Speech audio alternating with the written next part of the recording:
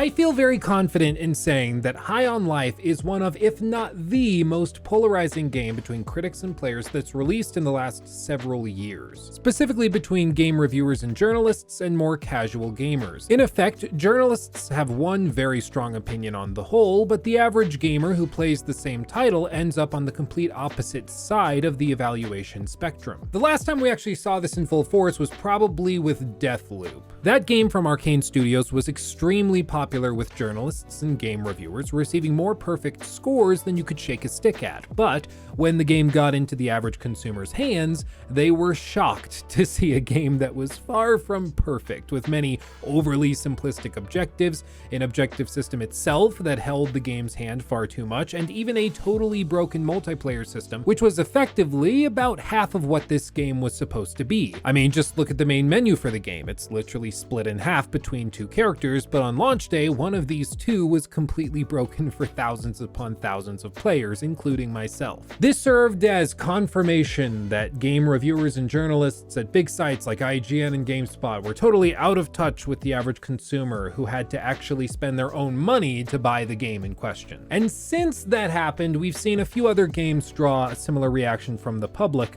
Whether or not that's warranted, we'll discuss that in a moment, but no such game has demonstrated this point since Deathloop as clearly as High on Life. So in this video, I want to give you a little bit of the rundown on the review process. I want to give you some insight as to how YouTubers and game reviewers do this, how we get review codes, what it looks like when we're actually crafting a review. And I also want to discuss this idea that game journalists and reviewers are totally out of touch, and therefore you should never consider what they say ever again. Because while there might be a grain of truth to some of those complaints, I think it's easy to blow these things out of proportion, but I'll explain why. But before I do that, a big thank you to the sponsor of this video, NordVPN. The internet is a great thing. However, it's very important to stay safe while navigating it in your day-to-day life. I personally use the VPN on all of my devices, whether it's my workstations or my cell phone or my iPad or laptops.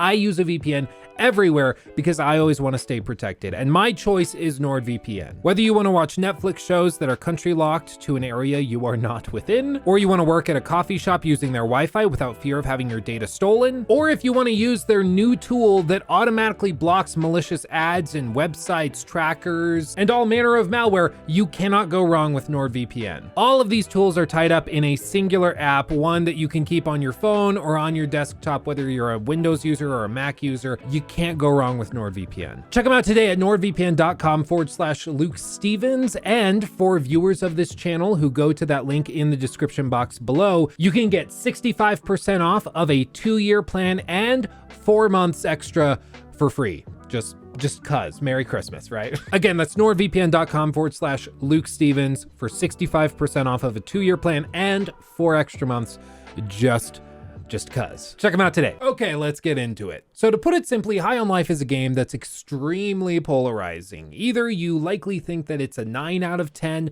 or you think it's a 3 out of 10. And there's very few people who land in the middle of those two scores. It's almost all great, or it's terrible. And this is also reflected even in the game's scores over on Metacritic, which is a collection of a bunch of the biggest reviews from all of the major sites that are on the internet reviewing video games. But right off the bat, you probably notice a pretty big discrepancy. Metacritic sits at 61 out of 100 based off of 17 critic reviews. The user score sits down at 8.2 or 82 out of 100 based on 274 user reviews. Now, I'm sure I don't need to explain this to you, but user scores are pretty much across the board entirely useless. The reason they're useless is because there is no way of verifying if somebody actually played the game that they are raging against. And it also is a prime place for hate raids, for downvoting, for mass flagging, all sorts of things. I mean, just look at this. On the PC version of High on Life, within the user scores, you can see that it's actually doing pretty well. There's 41 negative reviews, but over 168 positives, 14 mixed. Okay, it's a good, varied amount. But if you scroll down, you actually reach a period on the 16th of December specifically,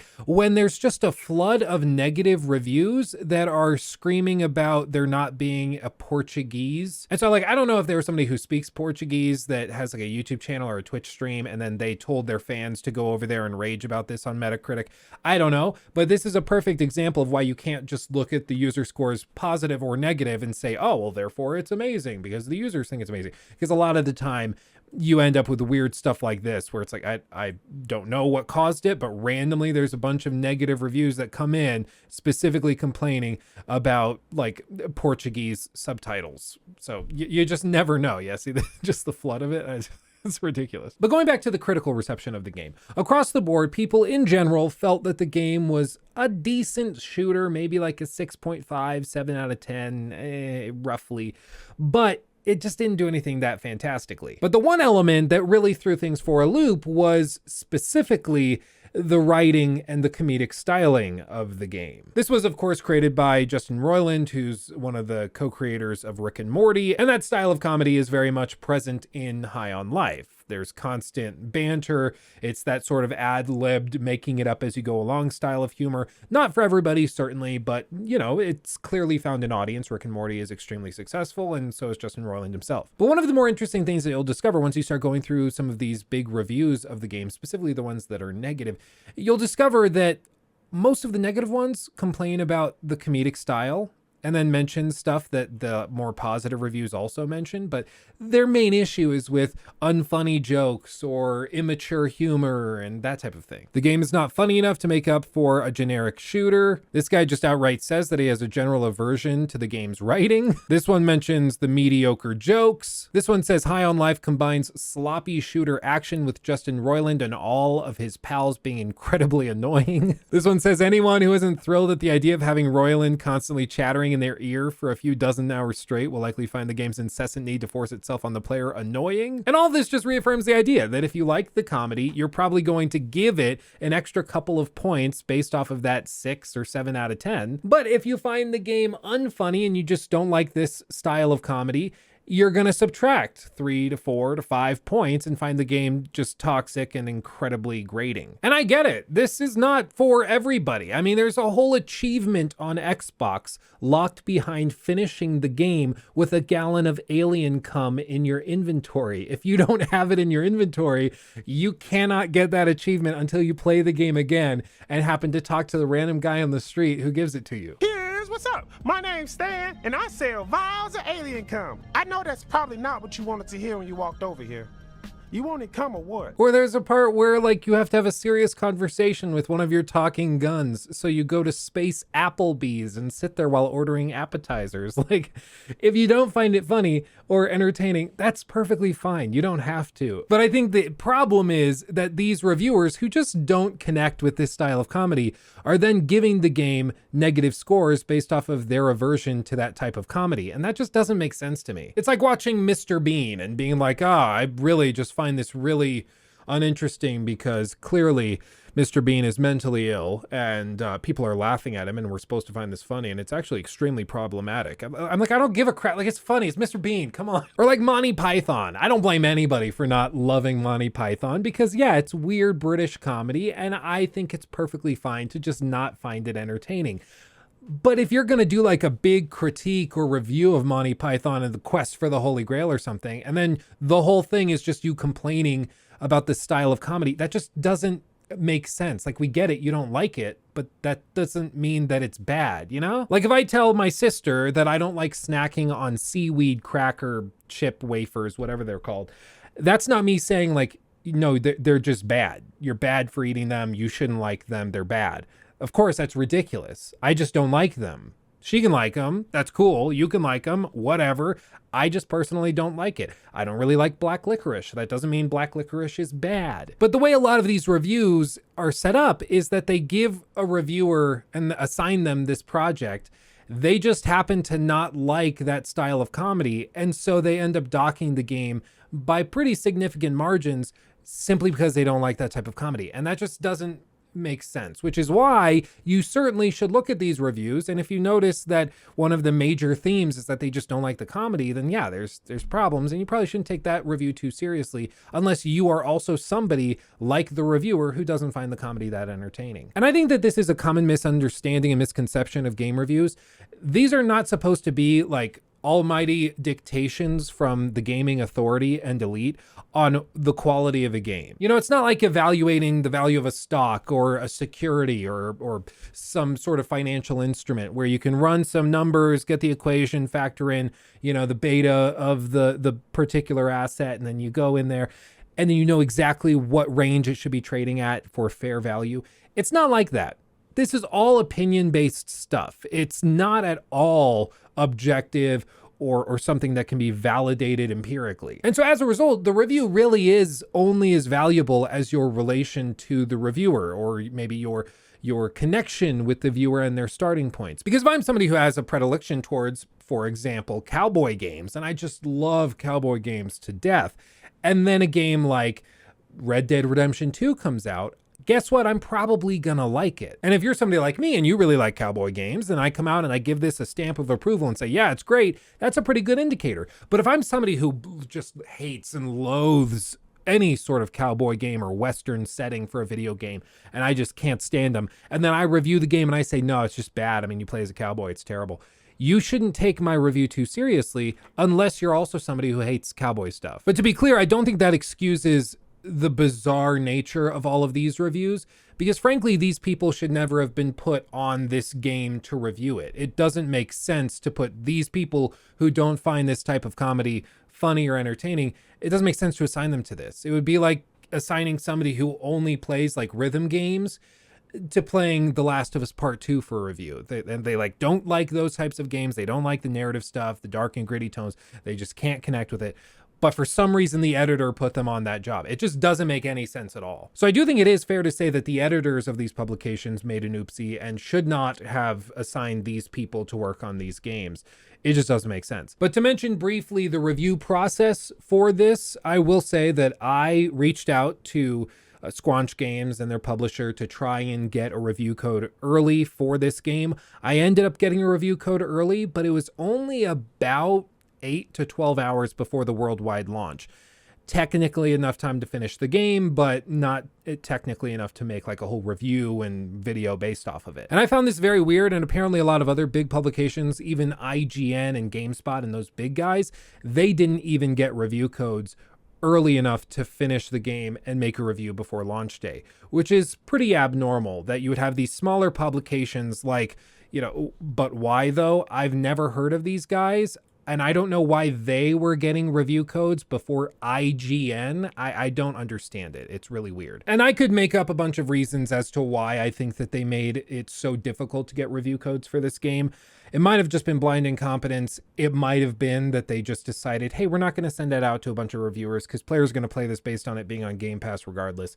It's whatever. And maybe even they knew that this type of thing would happen, that they'd assign it to people who don't like these kinds of comedic games and that they get bad reviews. So why like put out more codes than you need to, you know? But either way, I think the broader point of this video is that I do agree there are problems with how editors assign games for review, where if it's not done in like an even-handed manner, or if it's not done rationally, you can end up with situations like this where the reviews that come out for the game are effectively useless. Like the average consumer looking at these reviews is not going to get anything really valuable other than like looking at the Kotaku review and saying, oh, well, I need to be high in order to enjoy this game. Okay, that's real useful. I really do think that this game is worth playing. I had a blast while playing it. I didn't turn down the dialogue. There is an option in the menus. You can turn it down so they don't talk to you, like the guns don't talk to you as much if you just prefer that. But I had a great time. I think the game has plenty of problems.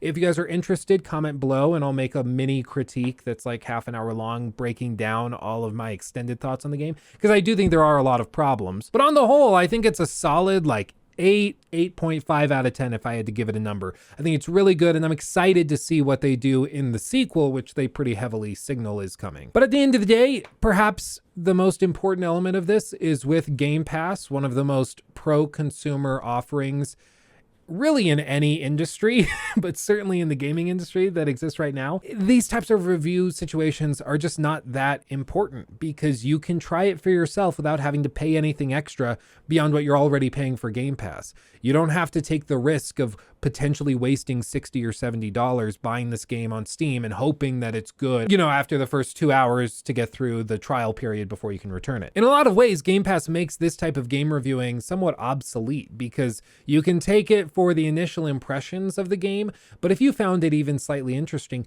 you can just try it. You can just give it a shot yourself without having to waste the money. I mean, a lot of the time people can even just start cloud streaming it immediately and try it for themselves the moment it releases without having to download it. That's crazy. And perhaps just to be a little self-serving, I will say that I think that this also demonstrates the real benefit of watching, you know, YouTubers and streamers that you connect with. Because if you hang out with me on Luke Stevens Live, my second channel I've linked in the description box below the like button, where we stream every Monday, Wednesday, Friday, a little plug for you. If you hang out with us over there and you know the kind of games that I like and that I play and that I tend to enjoy and recommend, or recommend that you not get, you're going to know, oh, I usually agree with Luke. So I'm going to go check out Luke's review and see what he thinks of the game. Same with other reviewers, you know, whether it's ACG or SkillUp or anybody. But I think the biggest issue with these major publications is that they're not a monolith. Like, they're alternating reviewers for each of these big projects.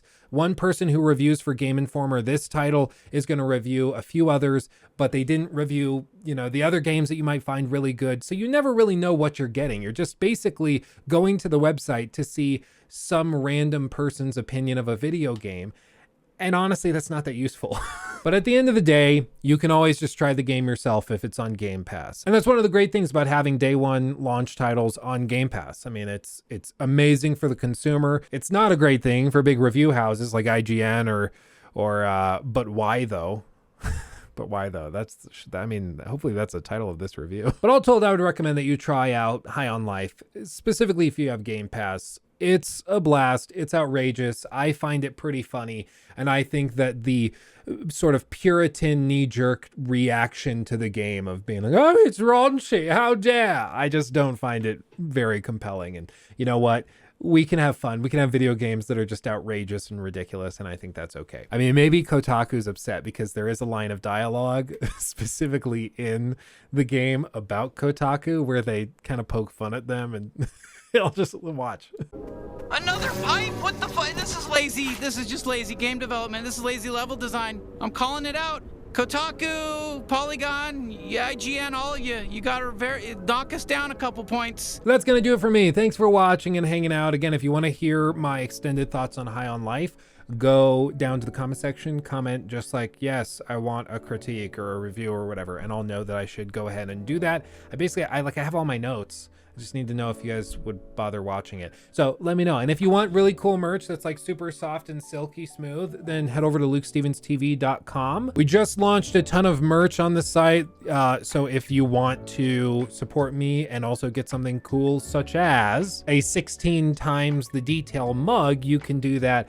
Support the stream, support this channel, support me, support everything, because support is apparently a trigger word that I'm supposed to use to get you to buy things. So if you could do that, that'd be great. And again, I mean, you get 16 times the detail. Who doesn't want that, right? 16 times the detail. Again, like the video if you enjoyed it.